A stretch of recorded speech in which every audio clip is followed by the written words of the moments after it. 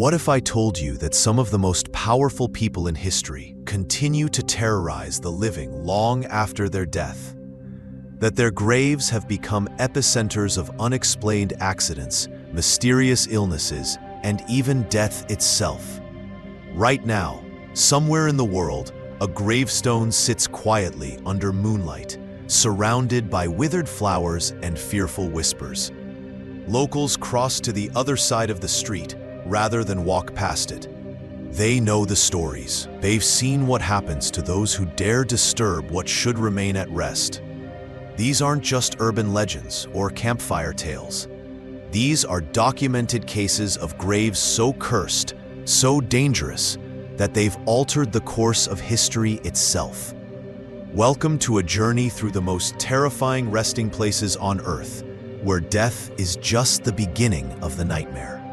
The concept of cursed graves stretches back to the dawn of civilization. Ancient Egyptians were perhaps the masters of posthumous protection, weaving elaborate spells and warnings into their burial sites.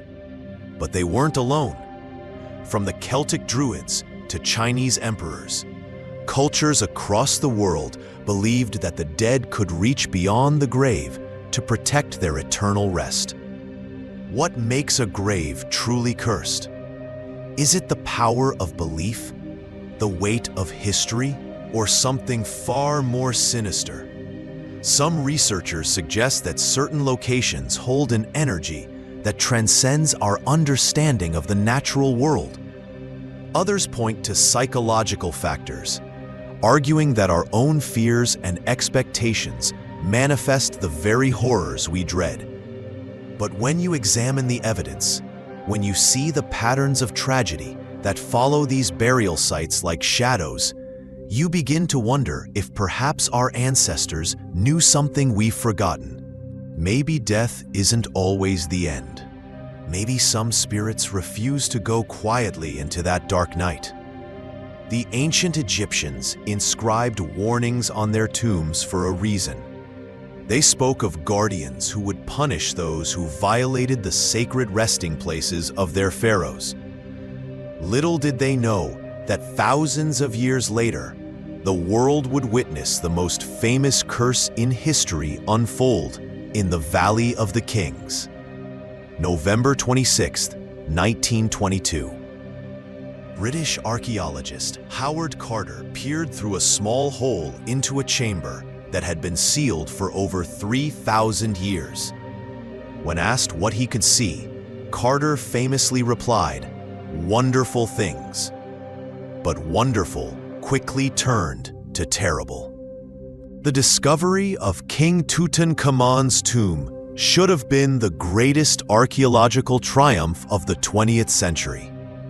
Instead, it became synonymous with one of history's most persistent curses. Within 6 months of the tomb's opening, 5 people connected to the excavation were dead. Lord Carnarvon, who had funded the expedition, was the first to fall. Just 4 months after the tomb was opened, he died from an infected mosquito bite. But here's where the story becomes truly unsettling. At the exact moment of Carnarvon's death in Cairo, every light in the city mysteriously went out. Miles away in England, his beloved dog howled and collapsed, dying instantly. Coincidence? Perhaps. But the deaths didn't stop there. Arthur Mace, the American archaeologist who had helped Carter break down the wall to the burial chamber, began suffering from exhaustion and depression shortly after the discovery. He died in 1928, never recovering from what witnesses described as a mysterious illness that seemed to drain the life from him. George J. Gould, an American railroad magnate who visited the tomb, developed a fever immediately after his visit and died of pneumonia within months. Richard Bethel, Carter's personal secretary, was found dead in his bed at the exclusive Bath Club in London, apparently from heart failure. He was only 35 years old and had shown no previous signs of heart problems. But perhaps the most chilling death was that of Ali Kamel Fahmy Bey, an Egyptian prince who had also visited the tomb. He was shot and killed by his wife in a London hotel. During the trial, his wife's defense lawyer successfully argued that the prince had been driven to violent madness by the curse of the pharaoh. The media of the time seized upon these deaths, and the legend of the mummy's curse was born.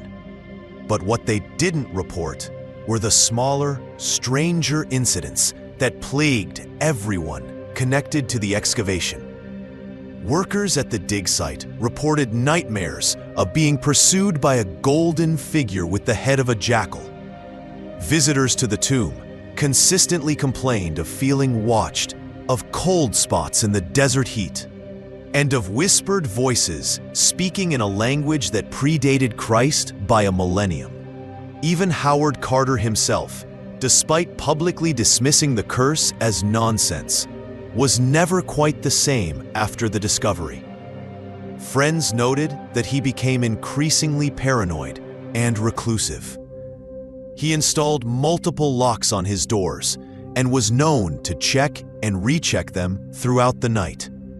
He lived until 1939, but those who knew him best said he died a broken man, haunted by something he encountered in that tomb but never spoke about publicly.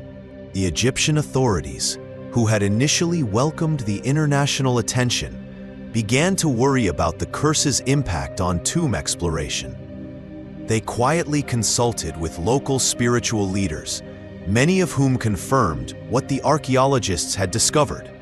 Some doors should never be opened, and some sleepers should never be awakened. 400 years after his death, William Shakespeare continues to terrify people from beyond the grave. But it's not his ghost stories or tragic plays that frighten locals in Stratford-upon-Avon. It's the curse he carved into his own tombstone. Good friend, for Jesus' sake forbear to dig the dust enclosed here. Blessed be the man that spares these stones, and cursed be he that moves my bones. These words, etched in stone at Holy Trinity Church, represent one of the most effective deterrents in history. Despite numerous attempts by scholars, historians, and treasure hunters to examine Shakespeare's remains, his grave has never been opened. But that doesn't mean people haven't tried, and those who have dared to get too close have paid a terrible price. In 1796, a local grave robber named Thomas Walker decided to test the playwright's curse. Walker had successfully raided dozens of graves in the area, selling bones and artifacts to medical schools and private collectors. Shakespeare's grave, he reasoned, would be his greatest prize. The bones of the world's most famous writer would fetch a fortune. Walker began his work on a moonless night in October, carefully chiseling around the edges of the stone slab. But as he worked, witnesses reported that the temperature in the church dropped dramatically. His lantern began to flicker, despite being freshly fueled. Then, according to his own written confession discovered years later, Walker heard something that made his blood run cold. The sound of quill on parchment, scratching out words in the darkness around him. He fled the church and never returned. Within a week, Walker developed a mysterious illness that caused him to lose his ability to speak. He lived for 3 more years, but never uttered another word. Local doctors could find no physical cause for his condition. When he died, his final written note contained just 4 words: "The Bard's revenge taken." But Walker wasn't the only one to feel Shakespeare's posthumous wrath. In 1849, a team of Victorian archaeologists received permission to study the gravesite, though not to open it. They were investigating the layout of the church's burial chamber when their equipment began malfunctioning. Compasses spun wildly, measurements came out differently each time they were taken, and their photographs of the grave consistently showed unexplained shadows and light anomalies. The lead archaeologist, Dr. Charles Whitmore, wrote in his journal that he felt an overwhelming sense of being watched and judged whenever he approached the grave. The project was abandoned after Whitmore suffered what his colleagues described as a complete mental breakdown. He spent his final years in an asylum, constantly writing and rewriting the same 4 lines of poetry over and over again. Shakespeare's curse. Even today, the church reports unusual incidents around Shakespeare's grave. Flowers placed on the tomb wither within hours, regardless of how fresh they were when placed. Visitors frequently report feeling suddenly nauseous or dizzy when they stand directly over the gravesite. Photography equipment malfunctions with unusual frequency, and digital devices often show mysterious The church's current vicar, Reverend Patrick Taylor, has worked at Holy Trinity for over 20 years. He admits that there's something different about Shakespeare's corner of the church. "I've conducted hundreds of services here," he says, "but I always feel a peculiar energy around that grave. It's as if he's still here, still protective of his final resting place." Perhaps most unsettling of all are the reports from the church's night security guards. Over the years, multiple guards have reported hearing the sound of someone writing in the dead of night, the scratch of quill on parchment echoing through the empty church. When they investigate, they find nothing but Shakespeare's grave, silent and undisturbed. The curse has been so effective that in 2016, when researchers proposed using ground-penetrating radar to study the grave without disturbing it, the church's governing body voted unanimously to deny the request. Their reasoning was simple. Some things are better left undisturbed, especially when the person who lies beneath has made his wishes so terrifyingly clear. Hollywood has always been a place where dreams and nightmares intertwine. But few stories blur the line between life and death quite like that of James Dean. The rebel without a cause became in death a rebel without rest, and his grave in Fairmount, Indiana, has become a magnet for tragedy and mystery. Dean died on September 30th, 1955, in a car crash that seemed to fulfill his own prophetic words: "Live fast, die young, and leave a good-looking corpse." But death didn't diminish Dean's rebellious spirit. If anything, it amplified it into something far more dangerous. The first sign that Dean's grave was different came during his funeral. As his casket was being lowered into the ground, a sudden windstorm arose from nowhere, so powerful that mourners had to hold on to their hats and several floral arrangements were blown away. The local minister, Reverend Zen Harvey, later wrote in his diary that he had never experienced anything like it. "It was as if the very earth was rejecting what we were trying to bury," he noted. But the real curse began to manifest in the years that followed. Fans from around the world began making pilgrimages to Dean's grave, and with them came an alarming pattern of accidents, injuries, and unexplained phenomena. In 1965, a group of teenage fans from California decided to spend the night at Dean's graveside. They wanted to commune with their idol's spirit on the 10th anniversary of his death. What they experienced that night would haunt them for the rest of their lives. According to police reports, all 4 teenagers were found at dawn in a state of shock, unable to speak coherently. They had apparently fled their car, leaving behind all their belongings, and were discovered huddled together near a tree 50 yards from the grave. When they finally recovered enough to give statements, their stories were remarkably consistent, despite being interviewed separately. They claimed that around midnight, they heard the sound of a car engine revving loudly, growing closer and closer to the cemetery. But no car ever appeared. Then they said, a figure in a red jacket began walking among the headstones, moving with an unnatural gait, as if his body was broken in multiple places. The figure, they claimed, approached their car and stood staring at them through the windshield for what felt like hours. His face, they said, was exactly like James Dean's, but wrong somehow, damaged. When one of them tried to start the car to leave, the engine died completely. The electrical system failed. Even their flashlights stopped working. That's when they ran. The teenager's car was found with its engine completely burned out, despite showing no signs of fire or external damage. Local mechanics couldn't explain what had happened to it. The electrical system had been completely fried from the inside, as if struck by lightning, but there had been no storm that night. Similar incidents began occurring with increasing frequency. In 1973, a young man named Robert Martinez was found dead near Dean's grave, apparently from a heart attack. He was only 19 years old and had no history of heart problems. His friends said he had been obsessed with James Dean and had driven from Texas specifically to visit the grave. He was found with his hands pressed against the headstone, as if he had been trying to push it away from him.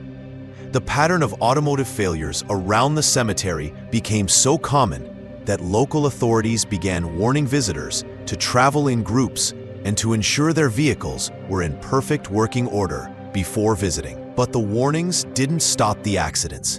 In 1981, a couple from Ohio crashed their motorcycle just outside the cemetery gates after claiming they saw a silver Porsche Spider, the same model Dean had died in, racing directly toward them. The Porsche vanished just before impact, but their motorcycle went down, sending both riders to the hospital with serious injuries. When police investigated, they found fresh tire tracks from a sports car, but no vehicle matching the description was ever located. Perhaps most disturbing are the psychological effects reported by visitors to Dean's grave. Many people describe feeling an overwhelming sense of recklessness and rebellion while standing at the site. Some have reported urges to drive dangerously fast after leaving the cemetery, as if Dean's own fatal obsession with speed was somehow contagious. Dr. Sarah Chen, a psychologist who studied the phenomena at Dean's grave in the 1990s, documented over 40 cases of people who visited the site and subsequently engaged in uncharacteristically dangerous behavior. There seems to be something about that location that awakens people's most self-destructive impulses, she noted in her research. It's as if Dean's own rebellious spirit reaches out to visitors and amplifies their desire to live dangerously. The curse even seems to affect those who try to profit from Dean's memory. In 1995, a souvenir company obtained permission to create replica headstones to sell to fans. The first batch of replicas was destroyed in a factory fire that investigators could never fully explain. The second batch was lost when the delivery truck crashed on a straight, dry road in perfect weather conditions. The driver, who survived, claimed that he had seen a young man in a red jacket standing in the middle of the road, forcing him to swerve. The company abandoned the project after 3 separate attempts to produce the replicas resulted in accidents and equipment failures. The owner, Michael Thornton, sold the business shortly after, telling local reporters that he had experienced too many coincidences to continue. "Some things are meant to be left alone," he said. Dean doesn't want his grave commercialized, and he's made that very clear. The location of John Wilkes Booth's grave was kept secret for good reason. The man who assassinated Abraham Lincoln was buried quietly, without fanfare, in an unmarked plot at Baltimore's Greenmount Cemetery. The government feared that his grave might become a rallying point for Confederate sympathizers. What they didn't anticipate was that even in an unmarked grave, Booth's presence would make itself known in the most disturbing ways. For over 20 years, Booth's exact burial location remained a closely guarded secret, known only to a handful of government officials and cemetery workers. But secrets have a way of revealing themselves, especially when they involve the restless dead. the first indication that something was wrong came from the cemetery's groundskeepers. They began reporting that certain areas of the cemetery seemed to resist their efforts to maintain them. Grass would grow in strange patterns, tools would malfunction without cause, and workers complained of feeling watched while working in what they would later learn was the section containing Booth's unmarked grave. Samuel Morrison, a groundskeeper who worked at Green Mount from 1875 to 1901, kept a detailed diary of his experiences. His entries from the 1880s make for disturbing reading. He wrote of finding fresh footprints in the morning dew that appeared to pace back and forth across one particular section of the cemetery. The footprints were always those of a man with an unusual gait, as if favoring an injured leg. Morrison had no way of knowing that Booth had broken his leg jumping from the presidential box at Ford's Theater. But the footprints weren't the strangest occurrence. Morrison also documented incidents where visitors to the cemetery would become agitated and angry when walking through the area, even though they had no idea what lay beneath their feet. Children were particularly affected, often crying uncontrollably or refusing to walk through that section of the grounds. In 1887, a family from Philadelphia was visiting the grave of a relative when their young daughter began screaming and pointing at an empty patch of grass. She claimed she could see a man lying in the ground, staring up at her with angry eyes. The child was so traumatized by the experience that her parents cut their visit short and returned home immediately. The family later wrote to the cemetery management, describing their daughter's vision in detail.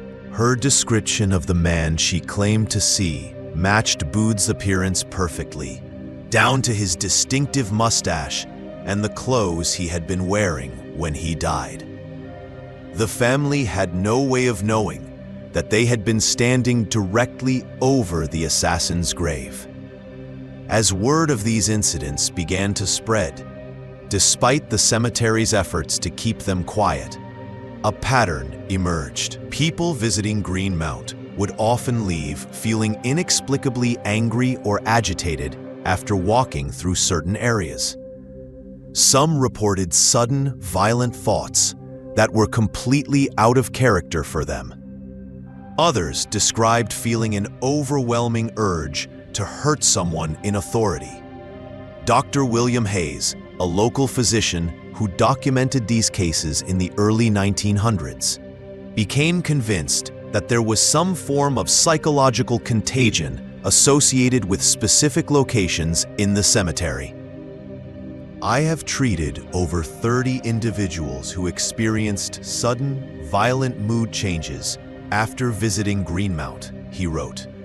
In each case, the person was able to identify the exact location where these feelings began, and remarkably, they all pointed to the same general area. The most disturbing incident occurred in 1893, when a visiting dignitary from Washington, D.C., suffered what witnesses described as a complete mental breakdown while walking through the cemetery. Congressman Richard Hartwell had been in Baltimore for a political event and decided to take a leisurely stroll through Green Mount. According to his aide, Hartwell was in good spirits and normal health when they entered the cemetery. But as they walked through what is now known to be the section containing Booth's grave, Hartwell suddenly stopped, clutched his head, and began screaming about the actor and the theater. He became violent, attacking his aide and screaming threats against President Cleveland. It took 4 men to subdue him, and he was immediately committed to an asylum. What made this incident particularly unsettling was that during his breakdown, Hartwell began reciting lines from plays that Booth had performed in, despite having no knowledge of theater and never having seen any of those productions. He also provided details about the assassination of Lincoln that had never been made public. information that he couldn't possibly have known. Hartwell spent the rest of his life in the asylum, never fully recovering his sanity. His doctors noted that he would often spend hours pacing back and forth in his room, mimicking the exact gait on the anniversary of Lincoln's assassination each year. Hartwell would become particularly agitated, screaming about being trapped and demanding to be set free. In 1903, the government finally decided to move Booth's remains to a marked grave in the same cemetery, hoping that proper acknowledgement of his burial site might somehow appease whatever was causing the disturbances. The reburial was conducted in secret, with only a few officials present. But the ceremony didn't go as planned. As workers prepared to exhume the remains, a sudden thunderstorm arose, so violent that work had to be suspended. When they returned the next day, they found that the coffin had somehow shifted position overnight, despite being buried under 6 feet of earth and protected by a concrete vault. When they finally succeeded in moving the remains to the new location, workers reported that the coffin felt significantly heavier than it should have, as if something was resisting the relocation. The new gravesite was marked with a simple headstone, bearing only Booth's name and dates. But even this acknowledgement didn't end the disturbances. Today, visitors to Booth's marked grave report feeling overwhelmed by sensations of rage and resentment. Some describe hearing whispered words that sound like fragments of Shakespearean soliloquies. Others report seeing a figure in period clothing lurking among the headstones, always at the edge of their vision, always just out of clear sight. The cemetery staff, now fully aware of the grave's history and its effects on visitors, have learned to watch for warning signs. They keep a careful eye on anyone spending too much time near Booth's headstone and are quick to intervene if a visitor begins showing signs of agitation or distress. In the winter of 1892, the small town of Exeter, Rhode Island, was gripped by a terror that seemed to come from another century. Tuberculosis was ravaging the Brown family, claiming victim after victim. But the townspeople believed something far more sinister was at work. They were convinced that one of the dead was rising from her grave to feed on the living, and they were determined to stop her. Mercy Brown was 19 years old when she died of consumption on January 17, 1892. She was the third member of her family to succumb to the disease, following her mother and sister. But Mercy's death didn't bring peace to the Brown family or to the town of Exeter. If anything, it marked the beginning of a nightmare that would terrorize the community for generations. Within weeks of Mercy's burial, her surviving family members began experiencing a rapid decline in health. Her brother Edwin, who had been recovering from his own bout with tuberculosis, suddenly took a turn for the But it wasn't just the physical symptoms that alarmed the family and their neighbors.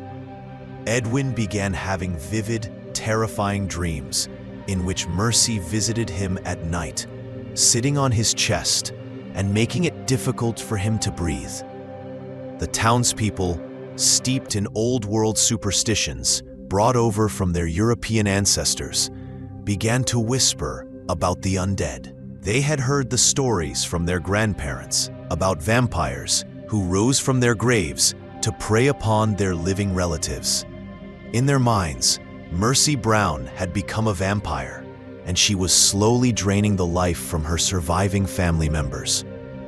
George Brown, Mercy's father, initially resisted the growing pressure from the community to take action against his deceased daughter. But as Edwin's condition continued to deteriorate and the dreams became more frequent and vivid, even he began to question whether something unnatural was happening. The breaking point came when other families in the area began reporting similar nighttime visitations. Children woke screaming about a pale young woman who stood at the foot of their beds.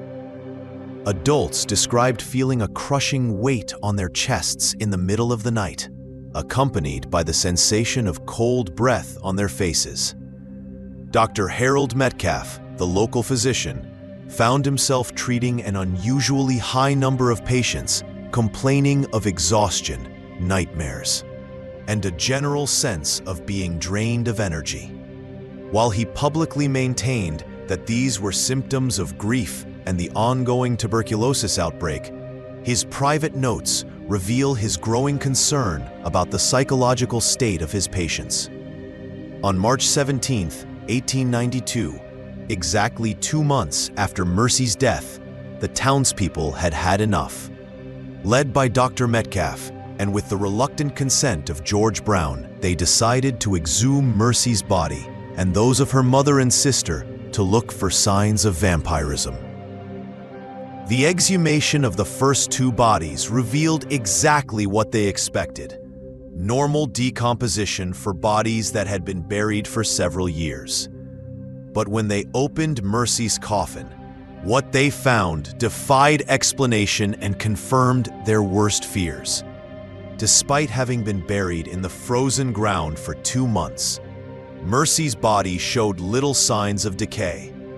Her hair had grown longer, her fingernails appeared to have continued growing, and most disturbing of all, there was what appeared to be fresh blood around her mouth.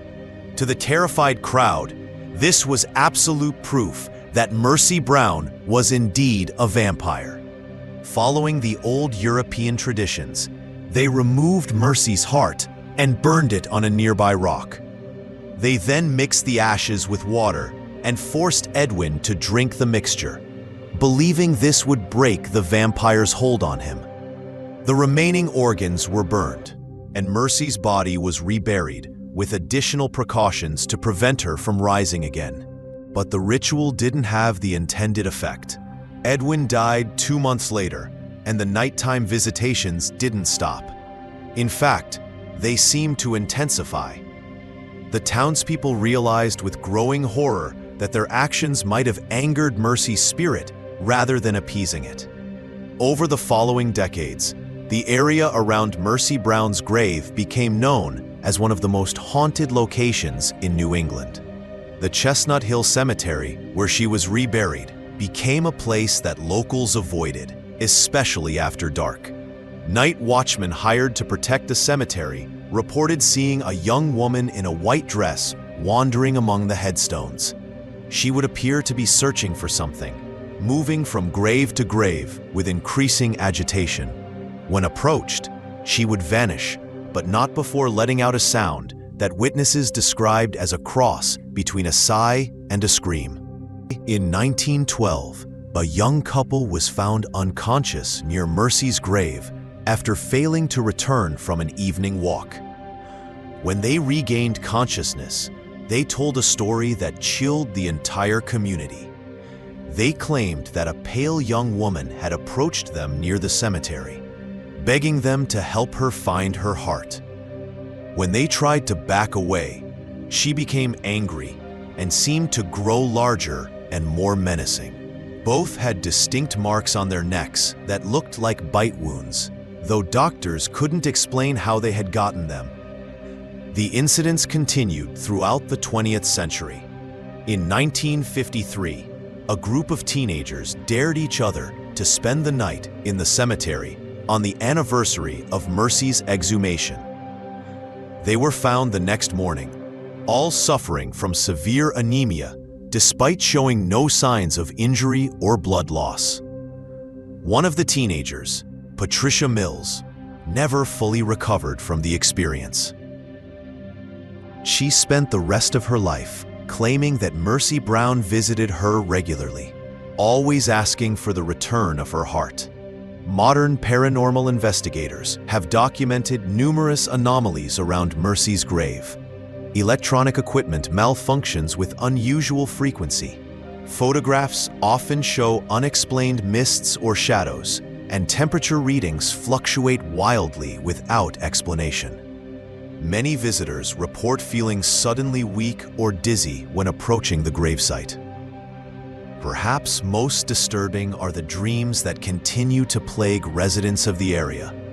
Even today, more than a century after Mercy's death, people living near the cemetery report nightmares featuring a young woman who sits on their chests, making it difficult to breathe. She always asks the same question: "Where is my heart? What have you done with my heart?" Local historian Sarah Jennings has spent years documenting the ongoing phenomena surrounding Mercy Brown's grave.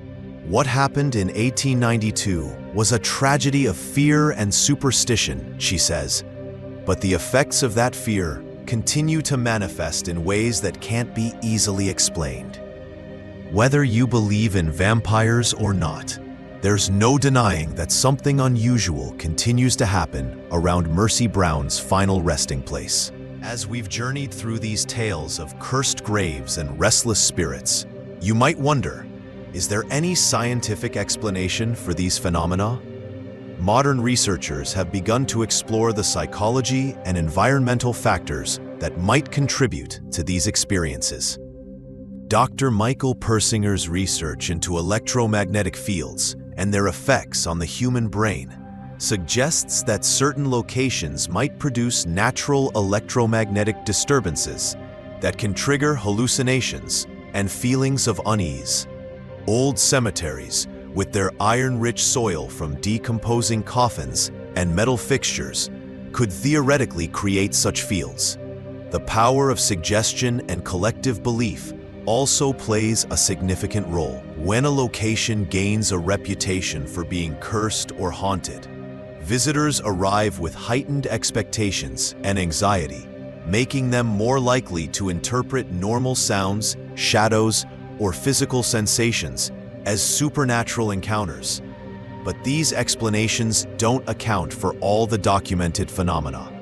The consistent patterns of experiences across different time periods and cultures, the verified historical incidents, and the documented physical effects on visitors suggest that something more complex might be at work.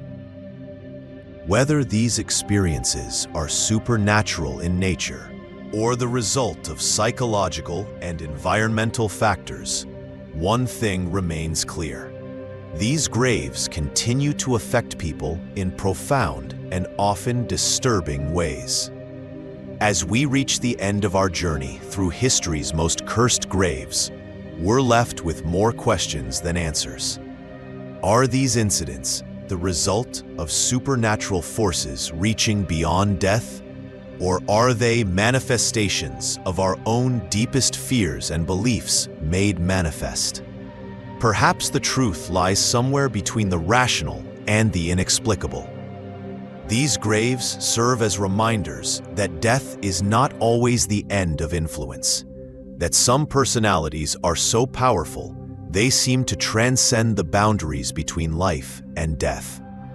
Whether through curse or coincidence, supernatural intervention or psychological suggestion, these final resting places continue to inspire fear, fascination, and respect. The next time you walk through an old cemetery, pay attention to the feelings that wash over you. Notice which graves draw your attention and which ones make you want to hurry past. Because somewhere among those weathered headstones might lie someone who refuses to rest in peace, someone whose story is far from over. What do you think?